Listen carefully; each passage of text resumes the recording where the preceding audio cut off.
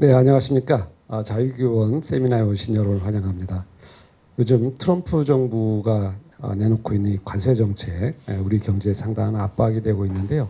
이 내용에 대해서 한번 검토해보는 시간을 갖고자 합니다. 그리고 우리 정부가 어떻게 효과적으로 대응해야 될지, 그리고 우리 기업들은 이러한 그 관세 장벽을 어떻게 돌파해서 또 자유로운 무역 시장에서 성과를 낼 수 있을지에 대한 고민, 여기에 대한 대응 과제를 한번 생각하는 시간이 되겠습니다.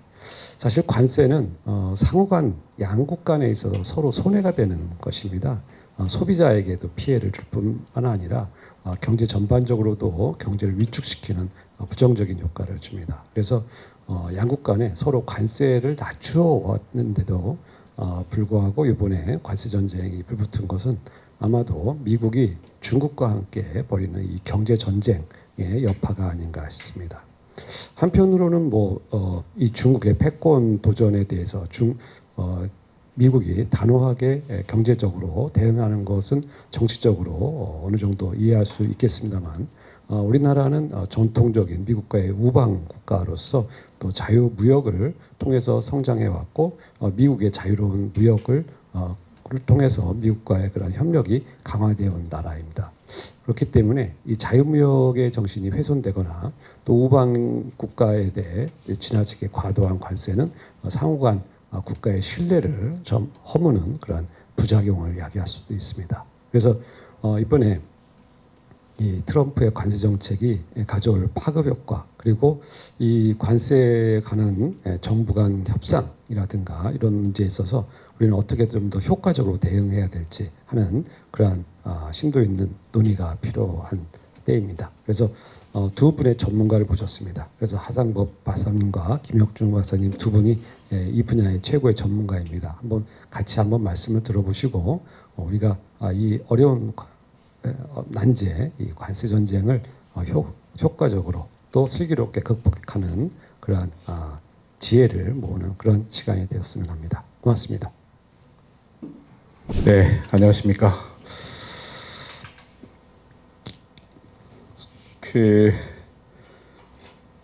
잠깐 첫 페이지를 좀 띄워보면 4월 25일자죠. 대한민국 산업통상부 하고 경제부에서 가서 지금 한미 관세 협상, 이게 이제 스타팅 협상이 시작되는 데이가 4월 25일이고요. 이게 사진에도 잘 나와 있지만 90일간 상호관세 유예 조치 데드라인까지 사실 이제 정해서 양국이 장기적인 건 아닙니다. 아주 단기에 7월 8일까지 올 여름이겠죠. 데드라인 정해놓고 지금 숨가쁘게 양국이 지금 관세 협상들을 진행을 해야 되는 부분이고, 그다음에 조금 정해졌죠. 품목들이 관세, 비관세, 그다음에 경제 안보, 그다음 투자 협력, 그다음에 이건 약간 민감한 부분인데 관세 이후에 이제 환율까지도 사실은 협상 테이블에 패키지로 올라가 있어서 조금 다행스러운 거는 이제 우리가 되게 민감한 부분이었던 군사안보 쪽에 방위비 부담금이라든지, 그다음에 요건 되게 이제 아까 최승래 원장님께서 말씀하셨던 그 대중국 압박, 그러니까 중국의 디커플링, 요거는 좀 빠져 있는 것 같아서 조금 다행스럽긴 한데, 어떤 이런 네 개 분야를 중점해서 좀 이렇게 한미 간의 관세 협상이라고 하는 것들이 진행이 될 것 같습니다. 숨가쁘죠. 숨가쁘기도 하고, 국내 그 정세, 그러니까 새 정부가 들어서야 되는, 예를 들어서 이런 입장이고, 약간 이제 과도기 입장인데 그걸 어떻게 핸들링을 해야 되는 것들인가가 사실은 대한민국 기업뿐만 아니고 여기 지금 많은 대한민국 기업들이 관심을 갖고 있긴 하지만 기타 대한민국 정부, 그다음에 저희 국립외교관을 포함해서 많은 외교통들, 그다음에 일반 국민들까지도 다 관심이 좀 집중되어 있는 이런 것들입니다. 한 나라의 이 국가 이익이라고 하는 것들을 좀 대변하는 게 이제 경제 이익 이 부분이기 때문에 아무래도 이제 대외 통상 쪽에서나 특히 이제 저희 외교부 쪽에서도 많은 전략들을 내놓기도 하고 비교도 하고 그다음에 어떻게 효율적으로 또는 어떻게 국가 이익을 어떻게 잘 협상을 통해서 잘 달성할 것인가 이런 게 이제 관심사들로 들어와 있는 이런 상태들입니다. 그래서 조금 이 관세 전쟁에서 우리가 좀 인식해야 되는 것들은 뭐냐면 관세라고 하는 것들을 잘 보시면 그리고 제가 지금 사실 제 전공이 이제 스페인 그리고 제가 하고 있는 게 중남미 쪽 멕시코를 포함해서 브라질, 아르헨티나 이런 중남미 쪽의 통상 정책들을 국립외교원에서 좀 연구를 하고 있는데 관세는 조금 어원학적으로 보면 이게 좀 그렇게 썩 긍정적이거나 좀 좋은 용어는 아닙니다. 스페인어로 이제 이 타리파라고 하는 요게 되게 그 요새 그 트럼프의 관세 정책을 좀 약간 부정적으로 일종의 이제 해적 행위 이렇게 어원을 좀 찾아서 비판하거나 예를 들어서 그다음에 자유무역 시대에 갑자기 왜 이렇게 그 보호무역지를 대변하는 하나의 수단으로서의 관세라고 하는 것들을 부과하는 것들인가 이런 부분에서 좀 비판적으로 이렇게 좀 어원 찾기 스터디도 좀 하고 있는 상태입니다. 그래서 이렇게 16세기 대서양 시대에 이렇게 지중해 쪽에서 지중해 무역에서 해적들이 예를 들어서 이렇게 받았던 세금 일종의 해적들이 무역선에서 강제로 징수했던 통행료 뭐 이런 식의 어원도 좀 있어서 부정적으로 좀 이렇게 보고 있는 상태입니다. 그래서 관세라고 하는 것들이 물론 지금 현재 트럼프 행정부가 하고 있는 왜 관세라고 하는 수단을 통해서 미국이 지금 처해 있는 많은 경제 위기들이 있죠. 뭐 재정 적자라든지 그다음에 무역 적자라든지 이런 것들을 다른 많은 수단도 있을 텐데 왜 관세라고 하는 이거를 타리프라고 하는 것들을 통해서 좀 이걸 이루려고 하는 것들인가 많은 것들이 있죠. 무역 적자라든지 재정 적자 문제를 해결하는 방법들은 우리가 일반 경제학에서 보더라도 스스로 긴축을 한다든지, 그죠? 스스로 뭔가 다른 산업을 발전시킨다든지, 아니면 달러 패권을 갖고 있는 미국 입장에서 달러를 가지고, 그러니까 금융 쪽에서 금융 정책을 통해서도 뭔가 해결책을 찾을 수 있는데, 유일하게 이제 관세라고 하는, 그다음에 이제 뭐 자국에서 이제 뭐 세금 인상이라든지, 뭐 미국 기업들에게 요새 감세라고 해놨기 때문에 거기서 좀 해결할 수단이 없으니까. 그냥 대외적으로 예를 들어서 미국에 들어오는 많은 수입품들에게 이런 일종의 이제 부정적으로 보면 통행료 비슷한 해적행위 이런 것들 좀 하고 있다라는 부정적인 비판들이 많이 있는 상태들입니다. 좀 다릅니다. 글로벌 차원에서 요새 트럼프 그다음에 일론 머스크 그다음에 이 아르헨티나의 자유무역주의자죠. 하비에르 밀레이 대통령 이렇게 좀 이렇게 되게 그래도 글로벌 자유무역주의를 신봉하는 예를 들어서 이 새 리더들의 이 가치관들을 보게 되면 뭐 재정 지출이라든지 경제 목표, 복지 부분 뭐 이런 게 있죠. 근데 약간 자유무역과 관세 이런 부분에서 좀 이렇게 일론 머스크하고 밀레이 그죠 하비에르 밀레이 대통령의 생각들이 좀 다릅니다. 그래서 좀 이게 좀 혼자 고립되어서 가는 예를 들어서 이런 정책이다. 라고 비판들 좀 받고 있는 상태이고요. 하비에르 밀레이는 요새 아르헨티나를 대표하는 그 정치 리더이고요.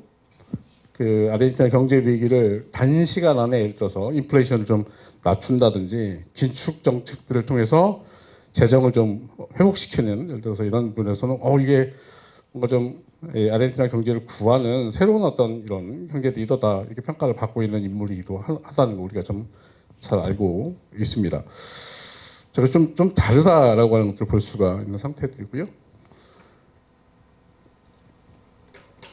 자, 이거는 이게 대한민국 지금 현재 4월달 통계죠. 이번 달 통계 IMF 통계들인데 가장 심각한 그러니까 이 트럼프의 관세 전쟁 때문에 2025년 올해 경제 성장률이라고 하는 것들이 이제 IMF에서 막 발표했는데 여기서 가장 심각한 국가가 대한민국 우리입니다. 그래서 왜 IMF는 이 트럼프가 일으킨 관세 전쟁에 가장 그 피해를 많이 받는 국가인지 이렇게 성장률이란 이렇게 보게 되면 물론 뭐 미국 자체도 성장률이 떨어지긴 하지만 가장 많이 떨어지는 국가가 사실 우리나라 대한민국입니다. 거의 50%.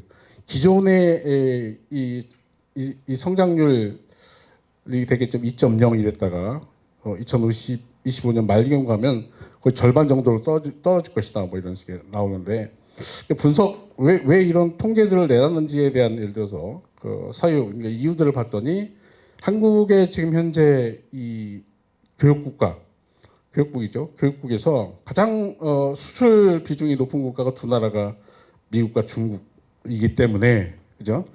이 두 나라의 무역 의존도가 너무 세기 때문에 이 두 나라 사이에 지금 발생하는 무역 전쟁이라고 하는 것들, 그죠? 요거에 지금 중간에 끼어 있는 상태, 한국이라는 나라가. 그래서 이게 가장 큰 데미지를 보는 국가가 사실 이제 한국이다 이렇게 분석들을 하고 있습니다. 물론 이제 지역별로 좀 다릅니다. 조금 이따 말씀드린 이제 그 지정학적으로 북미 지역, 캐나다, 미국, 멕시코 이런 쪽에서도 그런 분석들이 많이 나오고요. 그래서 미국과 무역 의존도가 가장 큰 국가들이 가장 큰 경제적 피해를 볼 수 있다. 특히 이제 이걸 그 나타내는 경제 성장률 보면 북미 지역에서는 사실 멕시코가 이미 OECD죠. 3월달에 그런 경제 통계 보고서가 나왔죠. 멕시코가 가장 큰 데미지를 입을 거다라는 것이죠.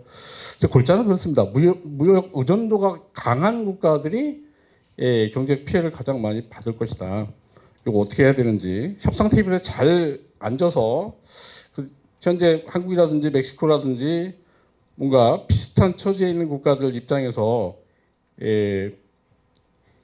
이 무역 피해 또는 경제 피해를 좀 줄이는 또는 협상에서 승리하는 전략들을 잘 짜지 않으면 이게 시간은 되게 뭐 내년 중간 미국의 중간 선거 있죠. 2026년 11월 달에 있는 중간 선거까지는 사실은 시간이 있다 하더라도 지금 임기 초기에 너무 강하게 밀어붙이고 있는 관세 전쟁 또는 관세 협상에서 많은 변수들, 특히 아주 효율적인 변수를 카드를 가지고 사실 이를 대응하지 않으면 힘들어진다라고 하는 얘기들이 나오고 있는 상태 같습니다.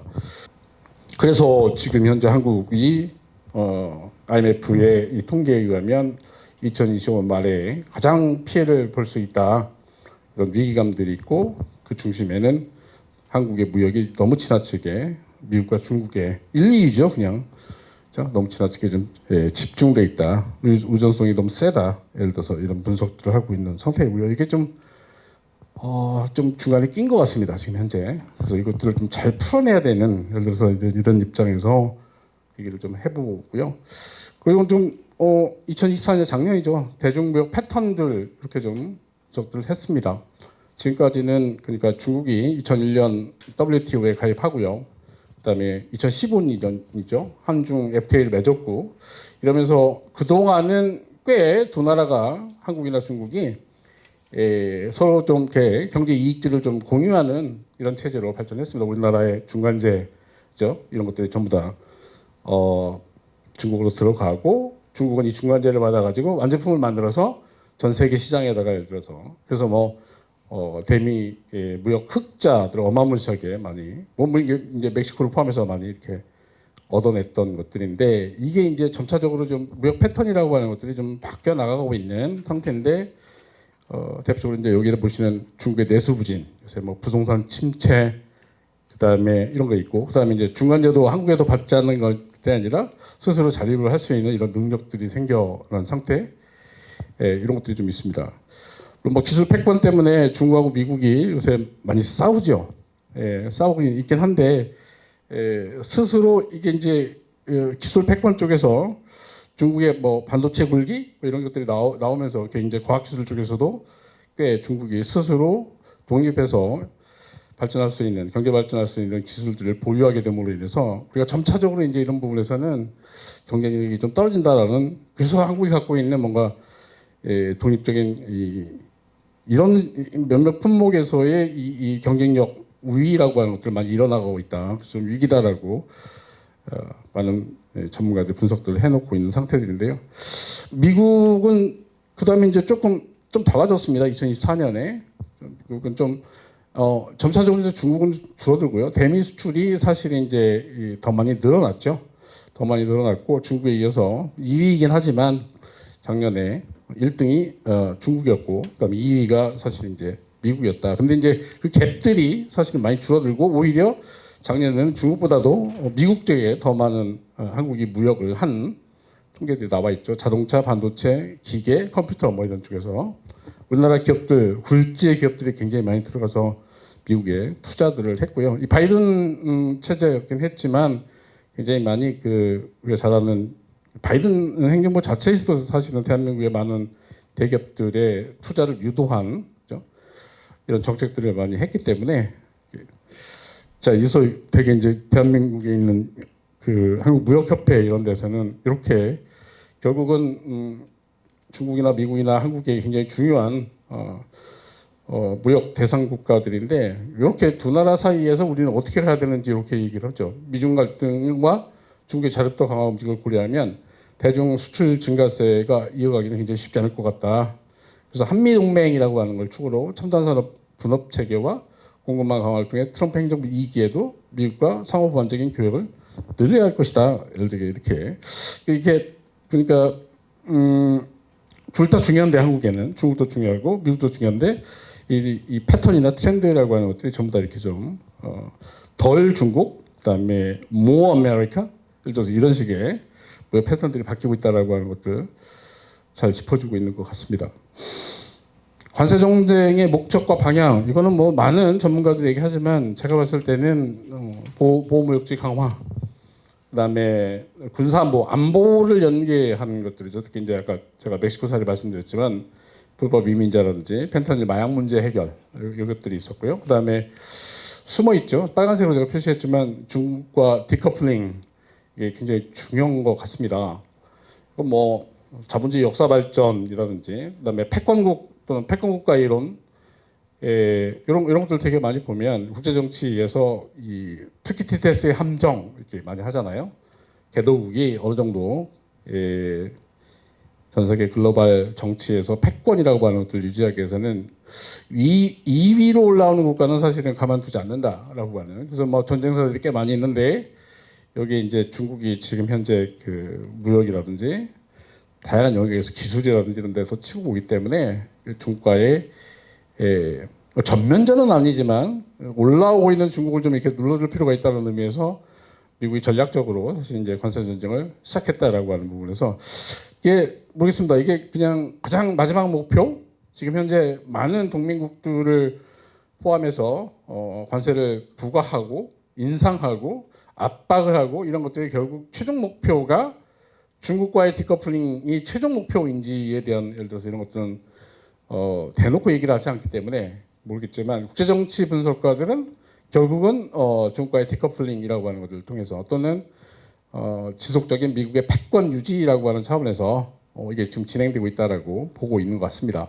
그다음에 이제 구체적으로 미국의 제조업 부흥이라든지 리쇼어링 문제, 그다음에 글로벌 공급망 재편 이런 것들이 이제 우선순위가 되고 있는 상태들이고요.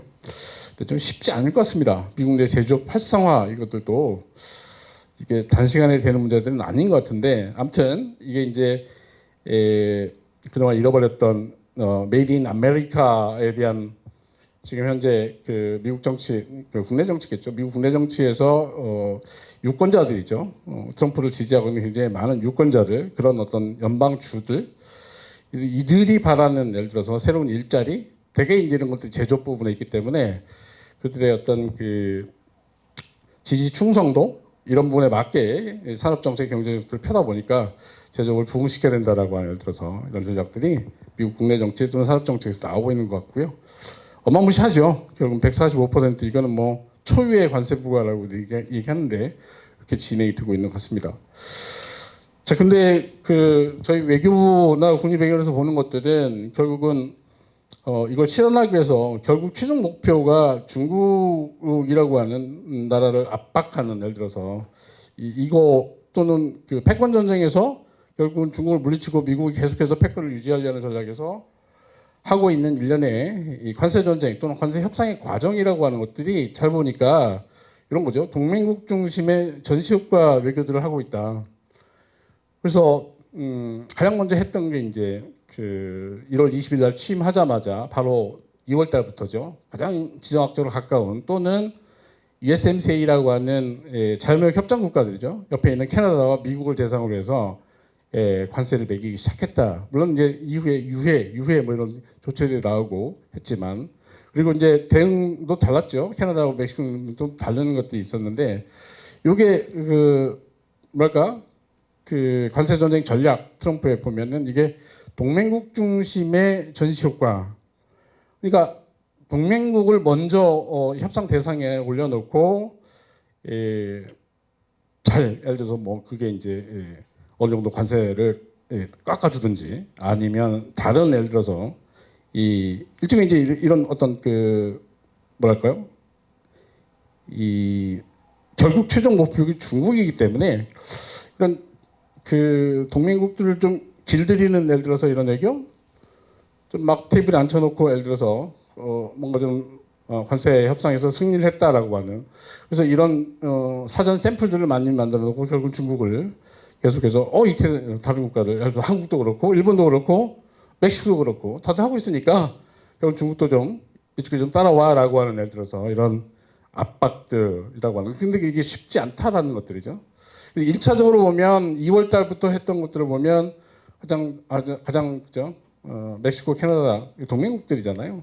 전시 외교를 했고 뭔가 득도 있었습니다.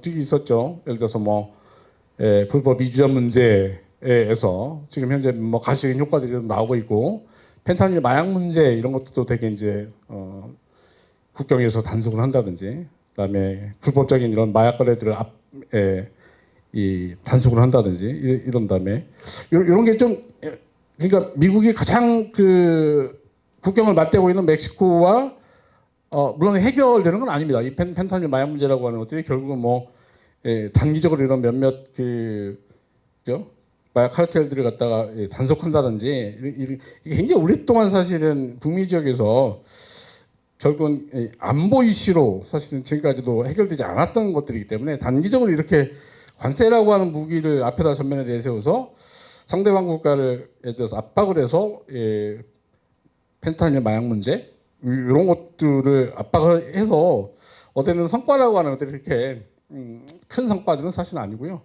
구조적인 문제들이 그 안에 있기 때문에 해결되는 건 아닌 것 같지만, 아무튼 뭔가 이런 불법 이주자 문제라든지 마약 문제에 대해서는 가시적으로 몇몇 성과들이 났기 때문에 이런 득들도 있지만 굉장히 좀 실이 있게 많은, 예를 들어서 이렇게 나오고 있는 상태들입니다.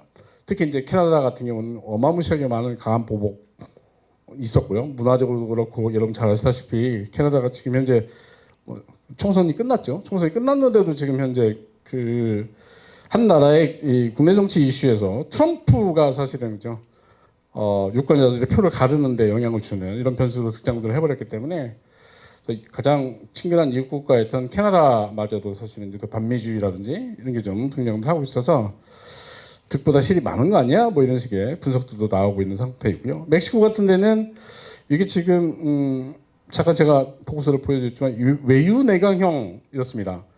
먼저 수용을 합니다. 트럼프의 이 관세 정책들을 수용한 다음에 조심스럽게 협상들을 지금 진행하는 상태예요. 하나씩 보편이든 상호든 품목이든 간에 이렇게 하나씩 협상들을 해 나올 상태들인데, 근데 재밌는 거는 멕시코는 지금 현재 뭐 200년 만에 가장 처음 여성 대통령이 탄생을 했고요. 멕시코의 클라우디아 셰인바움 정부는 미국에서 사실은 이제 그 트럼프 행정부 행정 권력과 그다음에 의회에서 그죠, 공화당이 집권하면서 의회 권력, 그다음에 사법부에서 연방 대법원 같은 데는 사실은 공화당 출신의 판사들이 굉장히 많이 들어가 있기 때문에, 그래서 3권을 지금 다 가졌다, 예를 들어서 그죠, 이렇게 그래서 지금 뭐 미국의 지금 트럼프 지지율이 무슨 30%로 떨어졌다 지금 뭐 이런 것들인데 제가 봤을 때 이런 지지율은 그냥 제도적으로 보면 트럼프가 네임덕이 왔느냐 안 왔느냐 이런 분석들이 있잖아요. 네임덕이 온 것 같지는 않고요. 기본적으로 그냥 일반 여론조사이기 때문에 제도적으로 보면 여전히 탄탄하게 3권을 다 갖고 지금 현재 무지막지한 힘으로 관세 정책을 밀어붙이고 있는 이런 부분에서 이게 오래 갈 수도 있다. 두렵죠 그런 것들이 보면은. 근데 멕시코도 만만치 않습니다. 멕시코의 최초 여성 대통령도 멕시코에서는 지금 현재 집권 여당이죠. 집권 여당의 그 멕시코 양원제인데 상하원에서 지금 집권 여당 정당이 다수의 표를 갖고 있는 상태들이고 요새 6월달에 이제 사법개혁까지 하면은 정책으로 봤을 때도 미국과 굉장히 맞짱을 뜰 수 있는 강력한 국내 정치 지지도를 배경으로 해서 지금 현재 협상을 하고 있는 이런 상태들이고 또 다른 재밌는 것들은 여기 그렇습니다. 관세라고 하는 것들이 물론 후에 협상도 하겠지만 멕시코 입장은 그렇습니다. 이번 이런 관세라고 하는 계기를 삼아서 멕시코가 산업 발전할 수 있는 계기를 삼겠다. 이게 이제 우리가 보는 외유 내강형이죠. 그래서 기존의 미국도 그렇고 중국도 그렇고 너무 많이 멕시코 경제 멕시코가 대중 무역 적자가 상당하거든요. 이번 기회에 사실은 새로운 이 산업 정책 6년입니다. 멕시코는 정권이 집권하면 6년인데 트럼프의 4년보다는 더 2년이 더 길죠. 그래서 6년 동안에 이번 계기로 해서 멕시코가 새로운 산업화 전략들 또 다른 그러니까 내수 시장을 확대하고 자국 상품들을 더 많이 독립적으로 만들어내고 이런 어떤 계기로 삼겠다. 뭐 이런 식의 이게 이제 우리가 얘기하는 플란 멕시코라고 하는 계획들인데 이런 전략들을 통해서 신기한 것들이 집권이 그 작년 10월 달입니다. 10월 달부터 하루도 안 빼놓고 이 클라우디아 셰인바움 여성 대통령이 하루도 안 빼먹고 사실은 그 국민과의 대화 비슷한 이런 프로그램들을 만들어서 계속해서 멕시코 국민과 기업들 그죠?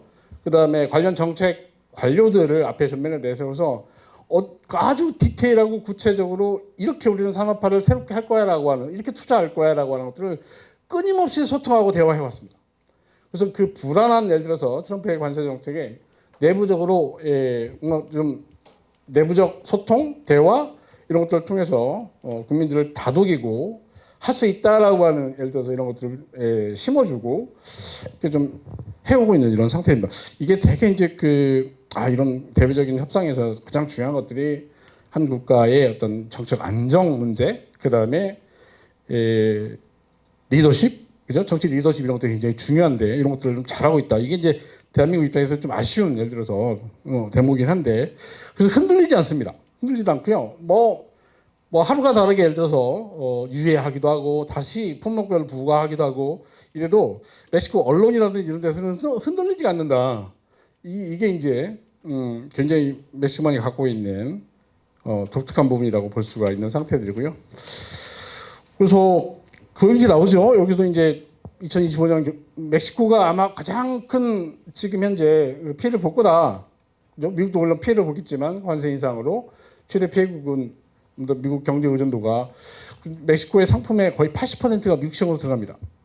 이런 상태에서 가장 클 거다라고 하는 것들이고 그런데도 흔들리지 않는 이유들은 결국은 USMCA라고 하는 자유무역 체제에서 기존 체제를 앞에 전면에 나서서 끊임없이 트럼프를 설득해내고 하면서 유예를 받고 있고 결국은 USMCA 체제 내에서 보장되어 있는 상품들에 대해서는 무관세 전략으로 계속해서 지금 방어하고 있는 이런 상태이고 이게 이제 저희 전문가들 입장에서 보면 이게 그러면 2017년 동일한 관세 전쟁과 비교를 해봐서 트럼프 2기 때도 USMCA 그때는 이제 나프타를 USMCA로 그죠? 개정을 했거든요.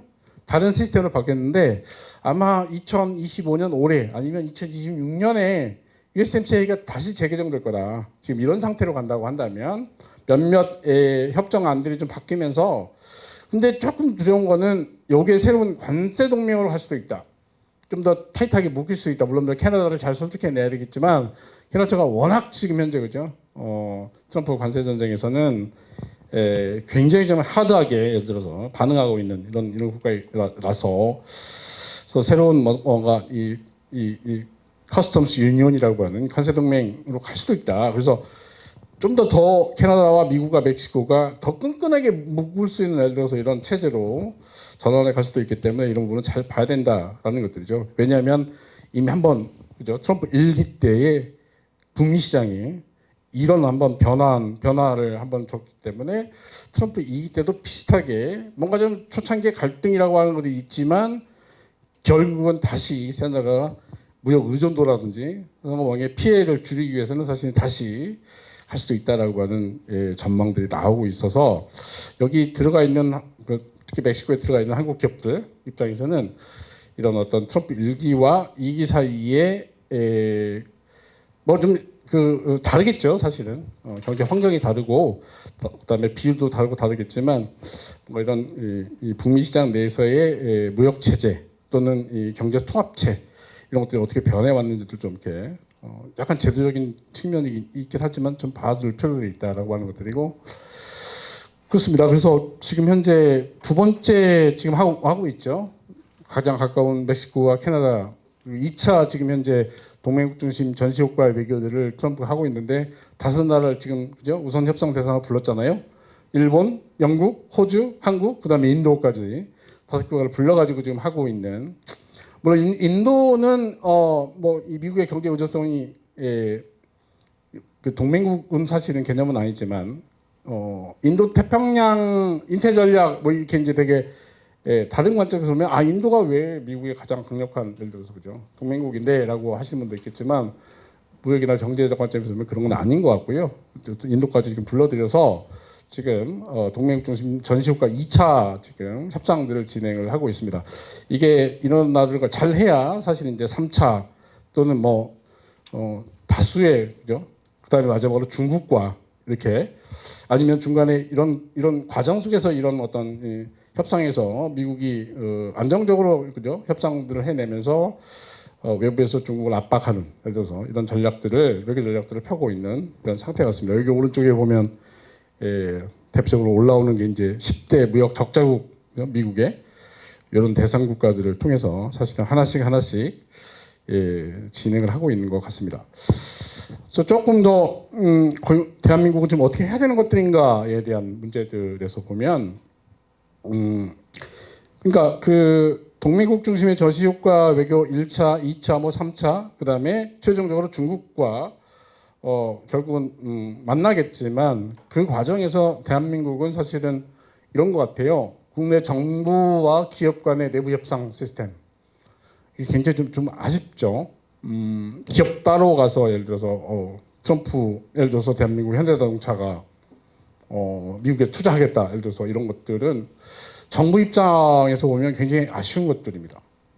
그래서 큰 틀에서의 지금 현재 정부 대 정부와의 관세 협상에서 뭔가 굉장히 중요한 수단이 될 수 있는 이런 기회라고 하는 것들 대한민국 뭐 이게 이제 기업이 그죠? 결국은 소속이 대한민국이기 때문에 사전에 사실은 대한민국 정부가 이런 합의를 통해서 우리 기업이 미국에다 이렇게 투자를 하고 있으니까 이거를 예를 들어서 무기로 해서 정부 대 정부의 협상에서 좀 이렇게 관세를 감면받는다든지 아니면 이렇게 할 수 있는 계기인데 정부 따로 기업 따로 예를 들어서 이런 것들이 지금 진행이 되고 있어서 그건 좀 먼저 정부와 기업 사이에 먼저 만나서 관세 협상 테이블 국가 대 국가 또는 정부 대 정부 대 가기 전에 내부적으로 기업과 정부 사이에 내부 협상 시스템들을 먼저 만들고 전략적으로 예를 들어서 움직이는 것들이 좀 필요하다라고 하는 것들 있고요.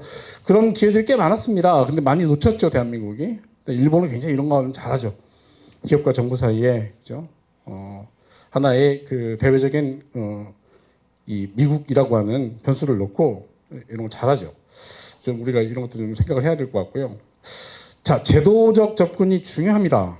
역시 멕시코 사례를 보면 USMCA라고 하는 세제가 굉장히 중요하다 여전히. 왜냐하면 국가 대 국가의 약속이었고 그 당시에 USMCA를 만든 게 사실 트럼프였거든요. 그죠? 2020년 7월달에 이게 발의가 됐기 때문에 그래서 한미 FTA 협정도 제도적으로 보면 전면에 놓고 이 틀에서 얻어낼 건 얻어내야 된다라고 하는 것들입니다. 과거에 두 나라 사이에 굉장히 힘들게 맺은 예를 들어서 FTA 협정문 요것들이 사실은 당장에 막 이게 늘어나는 뭐 보편관세 25%, 상호관세 25%막 이런 것들 때문에 그 숫자에 억눌려서 굉장히 두 나라 사이에 이 맺어놨던 예를 들어서 협정문을 무시할 수는 없다라는 것들이고요. 그래서 전면에 내세워야 되고 멕시코나 캐나다는 사실은 이렇게 전면에 내세우면서 협상을 해서 어느 정도 성공한 케이스가 있다라고 하는 거. 디패키징 전략 지금 뭐 원쇼핑 이렇게 나오는데 그렇지 않은 것 같습니다. 상품 관세 따로, 비관세 부분 따로, 자원개발, 투자, 환율, 안보, 국방 이게 되게 분리된 형태로 가야 된다라는 것들입니다. 이게 시간도 벌 수 있는 것들입니다. 각자 분리된 형태에서 뭐2+2 예를 들어서 패키지 그죠 협상 이런 것들 굉장히 좀 위험합니다. 왜냐하면 이게 각 사례, 각 그죠 품목별로 상품 관세라든지 비관세라든지 LNG 예를 들어서 그죠 이런 자원 개발이라든지 그다음에 기업이 투자하는 거, 환율의 문제 이런 것들이 각각 고유의 그죠 또 다른 독특한 영역들이기 때문에 이것들을 묶어 가지고 줄 건 주고 받을 건 받겠다 이것들은 상황이 바뀌면 이 품목별로 사실은 어느 부분에서 굉장히 손해가 나는 부분도 있고 그렇기 때문에 제가 봤을 때는 그냥 각계 전투 방식에 예를 들어서 이런 디패키징 전략들로 가는 게 지금은 유리하고 특히 이런 부분이죠. 군사안보, 국방비하고 경제안보 이거는 굉장히 중간 정도에서의 이 영역에서 반드시 디커플링 전략으로 가야 된다. 군사안보 따로, 경제안보 따로 이게 가야 되는데 뭐 방위비 부담 문제하고 대한민국이 투자하는 문제 이것들을 섞어서 하게 되면 굉장히 손해가 날 수도 있다. 특히 이제 군사안보 같은 경우는 경제안보 특히 한반도 쪽에서는 굉장히 민감한 이슈이기 때문에 이것들을 경제안보 측면에 놓고 가면은 나중에 가서 예를 들어서 그죠 정권이 바뀌거나 이럴 때 굉장히 해결하기 쉽지 않기 때문에 이런 것들은 좀 분리해서 갈 필요도 있다라고 하는 것들 이게 중요합니다. 대한민국이 현재 하고 있는 에너지 정책들 그다음에 2050년까지 한국이 탄소 중립 국가가 되겠다라고 선언했던 기후변화 또는 기후정책 또는 기후외교 쪽에서의 약속들 이것들도 사실 중요하기 때문에 당장 대한민국에 필요한 화석연료인 이 천연가스 이것들을 사실은 알래스카에서 개발해서 우리가 가져오겠다라고 하는 예를 들어서 이런 약속들은 이후에 우리가 국제사회에서 약속했던 이 기후변화에 대한 그죠 대한민국의 약속 이 약속과 이 국내 에너지 또는 환경정책과의 또는 기후정책과의 그죠? 매칭 이런 것들을 잘 생각해 보면 트럼프는 4년이지만 이런 국제 레짐 같은 경우는 굉장히 오랫동안 발전해 가기 때문에 이런 부분에서 중장기적으로 좀 생각하면서 에너지 화석연료 개발 사업 투자는 고려돼야 된다라고 하는 것들이 필요한 것들이고요. 한중일 전략적 균형이 좀 필요합니다. 일본이 먼저 지금 협상에 들어가면서 민감한 부분을 좀 하나 건드렸습니다. 특히 이 한반도의 이 군사적 안보와 관련돼 있는 하나의 전구 전략 이런 걸 건드렸어요. 아시아판 나토를 만들어내겠다. 그래서 일본이 국방비를 증액을 해서 하는데 그죠? 이 일본 중심에서 한반도까지 그러니까 대한민국에 있는 이 주한 미군까지도 사실 연계해서 뭔가 중국을 그죠? 바깥에서 포위하는 하나의 전구 전략 이런 어떤 군사 전략 새로운 군사 안보 전략들을 내놨는데 이 부분에 대해서 신중해야 된다. 하는 것들입니다. 이걸 되게 이제 통합 전구 전략 뭐 이렇게 요새 한미 안보 동맹 차원에서 얘기를 하는 것 같은데 분명하게 이것들은 선을 잘 그어서 한반도에 사실은 군사안보와 관련돼 있는 부분이기 때문에 그래서 아까 제가 말씀드린 경제안보와 군사안보는 사실은 분리해서 관세협상에 좀 들어갈 필요들이 있다라고 하는 것들이고요. 그래서 중요한 것들은 사실 이제 그런 것 같습니다. 미국과 중국 무역 의존도가 너무 세다 보니까 지금 중간에 있는 한국 입장에서 가장 데미지가 클 거다라고 이렇게 분석들이 나오는데 결국 무역선 다변화라고 하는 것들 어떻게 해야 할 것인가 뭐 다른 시장들 아시아 남미 그죠 이런 시장들 잘 봐야 될 것 같고요. 그다음에 몇몇 우리의 중요한 히토류 이런 어떤 자원 공급망 다각화 문제 그다음에 멕시코에서 나왔지만 내수 시장을 어떻게 활성화할 것인가 그다음에 어떻게 신규 산업에 어떻게 투자할 것인가 이것들이 되게 이제 차기 정부에서 고민들을 해 가겠지만 이런 것들이 부차적으로 나오는 것들이고요. 그럼에도 가장 중요한 전략들은 지금 현재 한국이 하고 있는 선수용 후협상 전략의 효율을 극대화 어떻게 할 것인가 특히 이제 지금까지 해보지 못했던 정부와 기업의 내부 협상 이 문제를 어떻게 지금이라도 사실은 굉장히 좋은 기회인데라는 생각에서 기업 따로 정부 따로 예를 들어서 이렇게 대외적 협상 테이블에 앉지 말고 함께 어떻게 상호간에 연계해서 투자와 정부의 어떤 정책을 사실은 함께 연계해서 대외 협상에서 승리할 것인가 예를 들어서 이런 어떤 노하우 또는 새로운 경험 이런 것들을 만들어내는 계기가 됐으면 하는 바람입니다. 이상 마치겠습니다. 맞습니다. 네, 다음 발표를 맡은 대외경제정책연구원 북미 유럽팀에서 근무하고 있는 김혁중이라고 합니다. 저는 키예프에서 이제 그 미국 경제를 주로 보고 있고요. 특히 요즘에 미국 관련 여러 가지 핫한 이슈가 많은 것 같습니다. 관세 말고도 사실 볼 게 많은데 관세 이슈가 거의 모든 것을 잠식해버린 그런 상황입니다. 오늘 요 트럼프 2기 관세 정책에 대해서 발표를 드리고요. 또 이렇게 귀중한 자리에 초대해 주셔서 감사드립니다. 바로 시작하겠습니다. 크게 세 가지 꼭지인데요. 관세 정책들 어떤 것들이 있는지 현황을 보고 영향을 살펴보고 어떤 식으로 흘러갈 수 있을까 전망을 해보고요.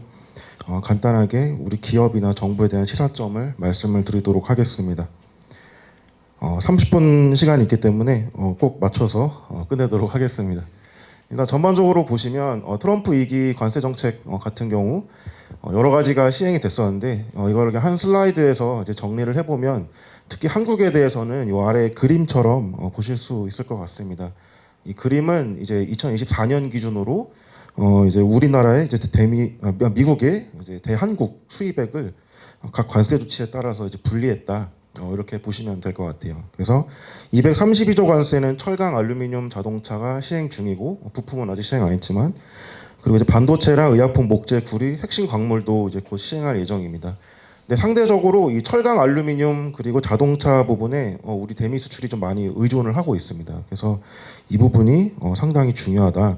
상품 관세가 상당히 중요하다 말씀을 드릴 수 있고 상호 관세 그 터진 날 아마 주식하시는 분들은 많이 눈물을 흘렸을 겁니다. 되게 중요하기는 한데 우리 대미 수입액에서 미국의 대한국 수입액에서 그렇게 절대적인 부분까지는 아니다라고 말씀을 드릴 수 있을 것 같아요. 대략 30-40% 정도가 이제 상호 관세 대상이다 이렇게 보시면 되겠습니다. 이 아래 그림 가지고 발표하면 이렇게 이 숫자를 더해보는 분들이 계세요. 그리고 나서 이제 상호관세, 제 232조 관세의 전체 그 수입액이랑 좀 다릅니다. 이런 질문들을 하시는데, 이거는 232조 관세끼리 그 중복되는 품목들이 있어요. 그래서 이걸 다 더한다고 해서 우리 전체 제 232조 관세 대상 수입액이 되지는 않는다. 이거 참고하시면 좋을 것 같습니다.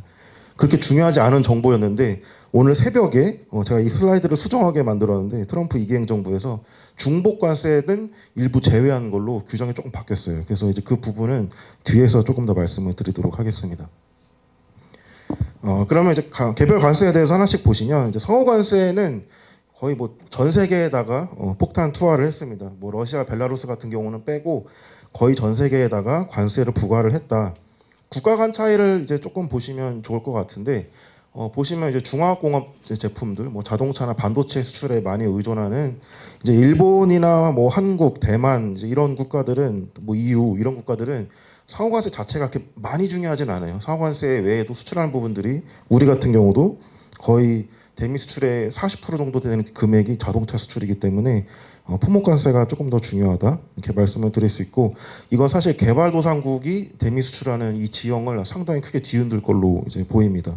그래서 경공업 제품 주로 수출하는 개발도상국은 이 표를 보시면 두 가지 시나리오가 있는데 이제 차등적인 상호관세 부과할 때랑 이제 지금 시행되고 있는 일률 10% 부과할 때의 차이가 개발도상국은 조금 차이가 많이 크다 이렇게 말씀을 드릴 수 있고 한 가지 예외는 이제 자원 수출국 상호관세는 자원에다가는 매기잖아요. 에너지 제품은 제외가 되어 있기 때문에 자원 수출국은 뭐 상호관세 하든 232조 관세 하든 뭐 알아서 하십시오. 그렇게 크게 뭐 영향을 받지 않는다 이렇게 말씀을 드릴 수 있겠습니다. 그 다음으로 이제 트럼프가 가장 먼저 시행했던 2기 행정부에서 가장 먼저 시행했던 불법 마약 및 이민 관련 관세에 대해서 이제 말씀을 드리면 이제 관세 만능주의를 엿볼 수 있는 그런 부분이 있고 보시면 제가 일부러 이 행정명령 번호까지 다 적어놨는데 한다고 했다가 안 한다고 했다가 뭐 한다고 했다가 다시 뭐 USMC 대상은 뭐 품목은 빼주고 뭐 이런 식으로 계속 왔다 갔다 하는 그런 조치들이 이제 보여지고 있습니다. 그래서 저같이 통상 연구하는 사람들이 자꾸 그 다음날 아침에 일어나면 그날 그 전날 새벽에 있었던 그 일들 때문에 계속 보고서를 고치게 하는 그런 패턴들이 계속 반복이 되고 있습니다. 어쨌거나 멕시코, 캐나다에 대해서는 조금 더 뭐랄까요, 좀 특별 대우를 해주고 있다. 이런 식으로 이제 얘기를 해볼 수 있고, 중국에 대해서는 비교적 강경하게 관세를 부과하는 그런 모습을 보실 수 있겠습니다. 그 우리한테 중요한 품목 관세들 하나씩 살펴보면 첫 번째로는 이제 철강과 알루미늄 부분인데 트럼프 일기 때는 이제 트럼프 일기 때 철강 알루미늄 관세 부과를 했었지만 알루미늄은 그때 10%밖에 관세가 안 됐었고 철강도 사실 뭐 면제를 해주거나 뭐 스트릭트한 쿼터를 이제 우리나라한테 부과하거나 TRQ라고 해서 이제 할당 관세 같은 것들 이제 수입 물량에 따라서 이제 구간별로 관세를 차등 부과하는 뭐 그런 방식으로 조금 봐주기도 했었고 또 미국 수입 기업이 만약에 신청을 하면은 기업별로 관세 면제 조치까지 있었습니다. 그래서 철강은 대충 신청하면 기업별로 한 60% 정도 신청해주는 편이었고 알루미늄은 평균적으로 한 80% 정도 관세 면제해주세요 신청하면 허가해주는 편이었어요. 그래서 철강 알루미늄 관세가 있기는 했지만 면제되는 범위가 상당히 컸다 이렇게 말씀을 드릴 수 있고 그러니까 철강 알루미늄 실효 관세율이 그렇게 높지 않았던 거예요. 보시면 뭐 25% 10% 이렇게 될 것 같지만 이 알루미늄은 좀 그런데 철강 같은 경우는 이렇게 25%까지는 이제 안 됐던 그런 패턴을 이제 보실 수 있겠습니다.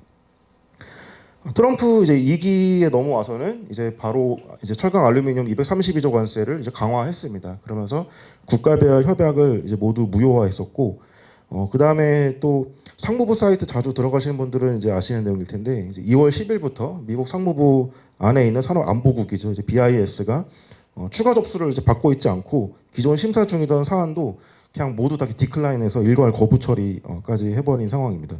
그리고 트럼프 2기 철강 알루미늄 관세에 대한 포고령 읽어보시면 후퇴는 없다.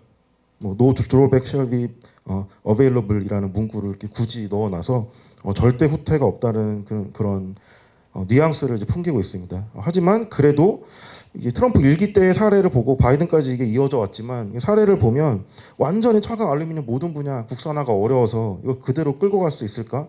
게다가 품목 범위도 넓혀서 이런 의문이 지금 지워지고 있는 상황입니다. 자동차 같은 경우도 이제 자동차랑 이제 부품까지 관세를 시행을 하고 있고 트럼프 1기 때는 조사만 했었지만 2기 때는 이제 관세 부과 실행까지 이제 옮긴 상황입니다. 완성차에만 매기는 게 아니고 이제 부품, 뭐 타이어 등등등 여러 분야 거의 뭐 상상할 수 있는 모든 자동차 부품에다가 관세를 25% 때리고 있는 그런 상황이다 이렇게 말씀드릴 수 있고요. 어디가 과연 피해를 많이 볼까 생각을 해보면 자동차 관세만 놓고 보면 이건 사실 이미 301조 관세 대상입니다. 그래서 중국은 이미 관세가 뭐 20% 이상 실효 관세율만 보시면 25% 이상 이제 20% 이상 매겨지는 상황이고 우리나라 같은 경우는 FTA 때문에 이제 관세가 없는데 이런 나라들은 특히 관세 인상률이 상당히 클 것이다. 이렇게 말씀을 드릴 수 있겠습니다.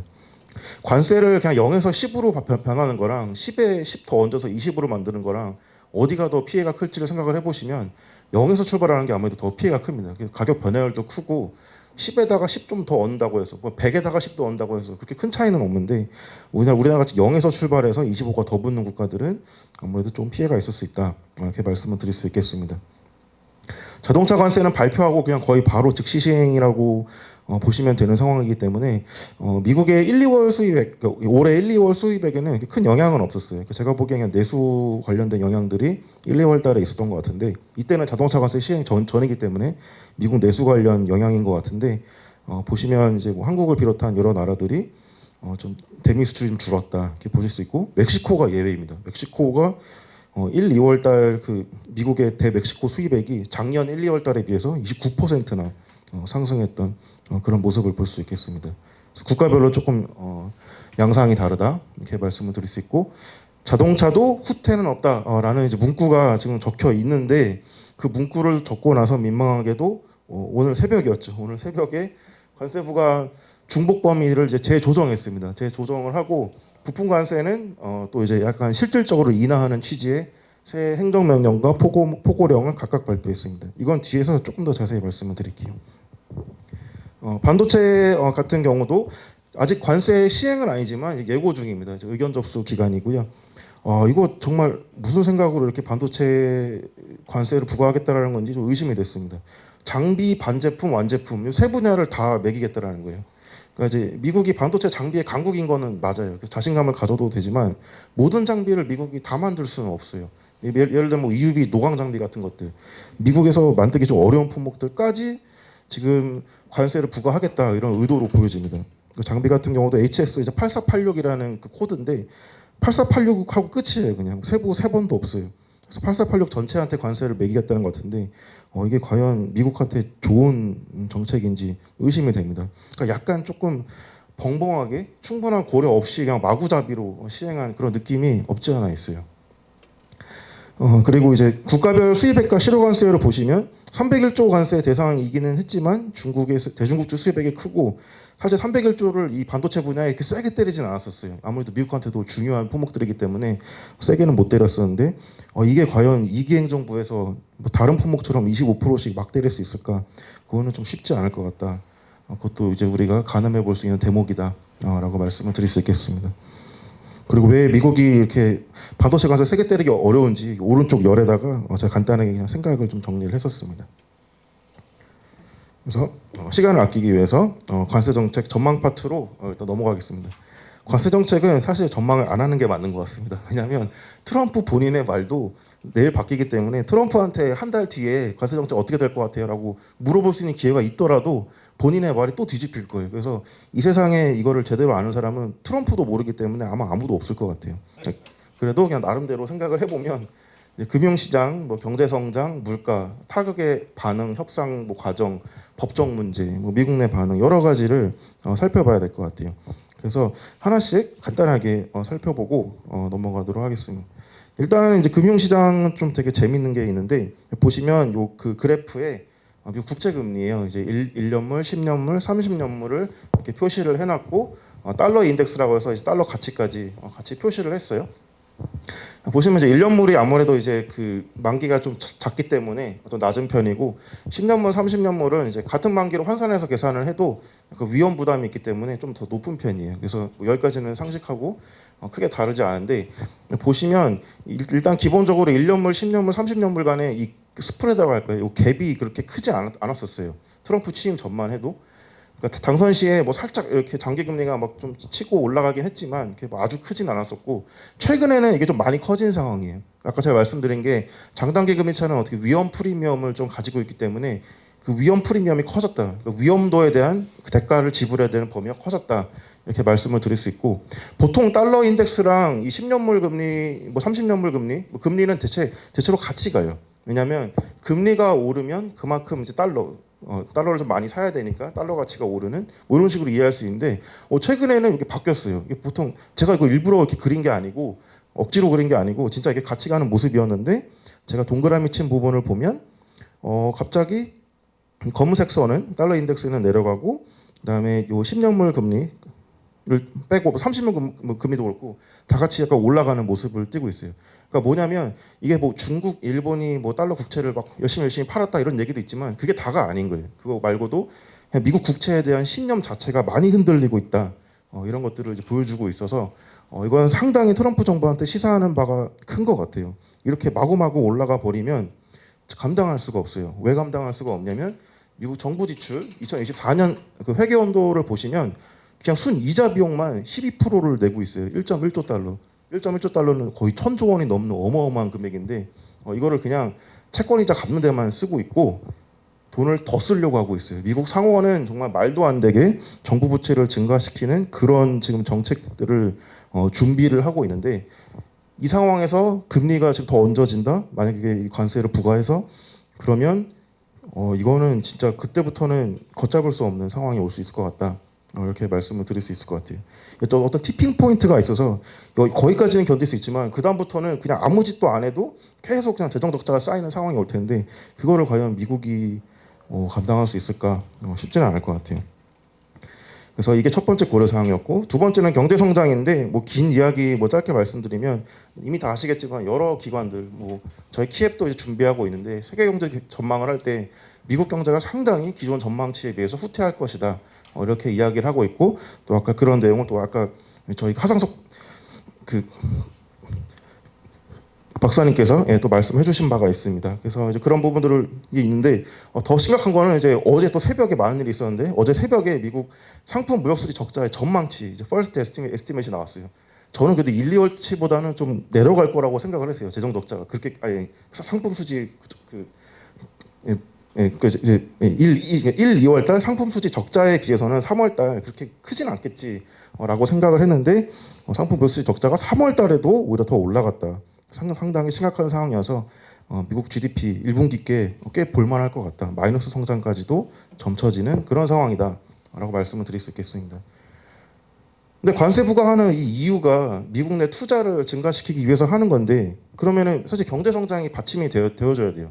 기본 베이스가 없으면 기업들이 미국에 투자할 이유가 없는데 보시면 뭐 자동차 같은 걸 예로 들면 미국이 제일 중요시하는 그건 거의 데칼코마니 같아요. 실업률이 올라갈 땐 자동차 판매량이 줄어들고 그냥 주는 게 아니고 거의 뭐 2천만 대 수준에서 연간 1,000만 대까지도 50%가 하락할 수 있는 그런 상황이라고 이제 보시면 될 것 같아요. 그래서 만약 이런 상황에서 미국 내 자동차 판매량이 크니까 그걸 무기로 관세 정책을 쓰는 건데 이 무기 자체가 이제 없어지면 미국 정부도 그 다음부터는 답이 없어지는 상황이 올 수 있다. 이렇게 말씀을 드릴 수 있겠습니다. 뭐 물가도 이제 뻔한 얘기죠. 바이든이 패배했던 그 주요 이유 중에 하나가 이제 인플레이션율이 너무 이제 올라가다 보니까 실물 경기랑 체감 경기랑 이제 괴리가 생겨요. 경제는 좋았다고 하는데 소비자들은 그게 느끼지가 않는 거예요. 트럼프 때도 이게 재현될 수 있는 그런 가능성이 있다. 이게 특히나 소비자들이 중요시하는 최종재 위주로 가격이 많이 올라가기 때문에 이거는 이제 미국 유권자들한테도 그렇게 좋지 않은 그런 영향을 줄 수 있을 것 같다라고 말씀을 드릴 수 있겠습니다. 타국의 이제 관세에 대한 이제 반응도 이제 상당히 중요한데 뭐 빨리빨리 협상을 하려는 나라도 있습니다. 인도 같은 나라들이 이제 있긴 하지만 그렇지 않은 국가들도 이제 있습니다. 한국도 뭐 7월 패키지 협상 한다고 하지만 이제 가봐야 아는 거고 일본은 좀 천천히 하겠다 이제 이야기를 했었고 대만도 이제 아젠다 정도 나온 그런 상황인 것 같습니다. 여기까지만 있으면 좋은데 보복 조치를 생각보다 강하게 하는 이제 중국과 캐나다의 이제 존재가 있어서 이것도 트럼프 행정부에 좀 상당한 부담이 되고 있다. 특히 캐나다는 미국한테 반항하면 혼내주겠다라고 했는데 아직 혼을 안 내주고 오히려 상호관세 대상에서도 빼주고 오히려 어떻게 보면 당근만 주고 있어요. 게다가 이 뒤에 나오는 그 오늘 새벽에 나왔던 관세 정책도 어떻게 보면 캐나다 달래주는 정책이에요. 그래서 말과 행동이 지금 계속 다르고 있어서 지금 타국이 만약에 세게 나오면 생각보다 미국이 그렇게 재보복 조치 들어가기가 어려운 상황이다. 이렇게 말씀을 드릴 수 있겠습니다.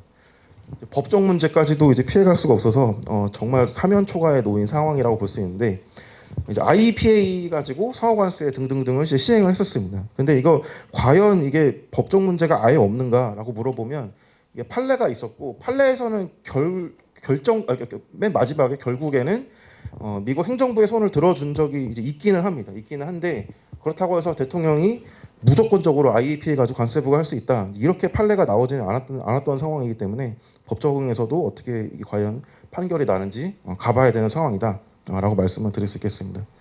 소송 과정하고 그 영향에 대해서도 제가 오른쪽에 간단하게 정리를 해보았습니다. 예. 그러면 조금만 요 슬라이드 조금만 길게 설명을 드리겠습니다. 그래서 이제 일단 두 가지 시나리오가 있는데 일단 소송 같은 경우는 이제 뉴욕을 대표로 하는 12개 주가 이제 트럼프 행정부를 고소를 했고요. 그다음에 이제 캘리포니아 주도 주지사가 개빈 뉴섬이 따로 이제 고소를 했습니다. 그래서 이렇게 IEPA를 활용한 관세 부과에 제동을 이제 걸었었고요.